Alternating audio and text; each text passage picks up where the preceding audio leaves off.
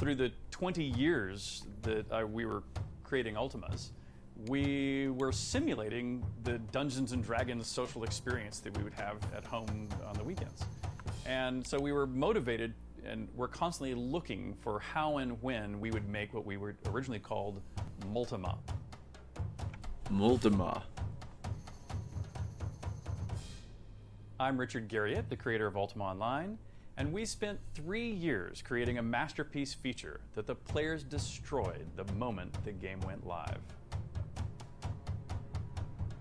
I never played Ultima Online. I don't even remember how it looks like. I've seen it, probably. Is that a good video? The year is Alright, no more videos. 1995, when we are building what became Ultima Online in earnest. The best PCs you could get. Generally, we're running a Pentium, maybe had 10 megabytes of memory inside, and it was also right when the very first ever 3D graphics cards were being shipped, but a very primitive version compared to what we have today. Starlong and I knew that this was the moment to strike, because we knew that we were moving from expensive, rare dial-up to ubiquitous direct connection to the internet.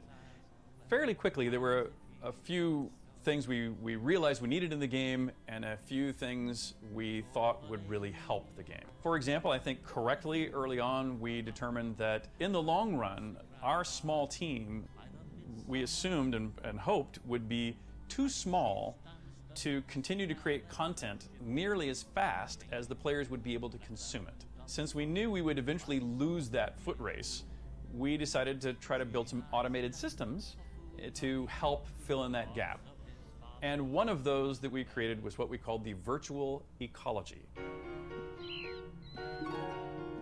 The map itself, the terrain and the vegetation on the terrain would actually grow and create food for one set of creatures in the game, which I'll broadly call the herbivores. So the deer and rabbits would roam the countryside and they would multiply to a degree that would come into balance with the rate of vegetation that was produced in any general area. So you find more deer and rabbits in the forests and the grasslands and fewer of them out in the deserts. And we would spawn the carnivores up in the mountains or farther away at more remote places. And they would wander around looking for meat to eat. Not a bad idea. The herbivores. And if they emptied out the population of sheep and rabbits, they wouldn't have anything to eat, and so they couldn't reproduce, and so therefore they would come into a natural balance also. When a herbivore found a piece of vegetation, i.e. a tall piece of grass, they would consume it, and it would become a short piece of grass. In fact, that was one of the beauties to watch, is to watch the rabbit just going around mowing the grass, or the goats and the deer running around slowly mowing the grass, and then running out in one area and then identifying in some distant area another place to go graze, just like real animals do. The real trick was how to make sure that that balance, then how did that interact with carnivores who could wipe them out, but then wouldn't care for the grass, so the grass would all become, herbaceous again. And conversely, players could kill either the herbivores, which we thought in our mind's eye they wouldn't do very much because there wasn't much value in those herbivores, and instead we assumed that they would tend to fight the carnivores, not only because the carnivores would be attacking them, but also we had created quests to where the pelts of the carnivores were worth more. And so we assumed that that was sort of the leapfrog target that everyone would take on, the same way we rationally were playing the game, we thought. Frankly, the service didn't work at so many levels. What we discovered the moment the game went live was that players ran over the world like a swarm of ants that consumed every living thing as fast as it was possible to spawn it. They killed every creature. So as soon as a deer or a rabbit feels like or a World of wolf Warcraft expansion showed up on the map, on release the day. nearest person to it killed it, skinned it, took its meat and took its hide At least back in the day. instantaneously. And the fact that the wolf was worth more than the deer or the rabbit was irrelevant. Just the fact that it was fun to kill would have been enough for them to eradicate all life, all living things on the surface. And we spent the next few months trying to figure a solution out by either decreasing the value of the deer or the rabbits or increasing the spawn rates to try to make them be so plentiful the players couldn't kill them all. We actually could not. Man, I don't care what the kind of adults is. With the I'm here to get it right back.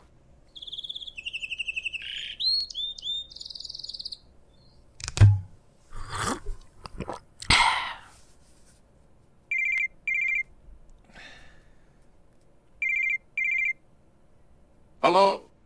Hello, Matt. Yes?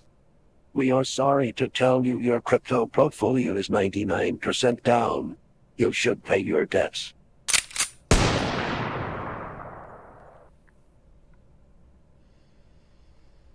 The rate that the players would Not massacre unreal. anything and everything that moved.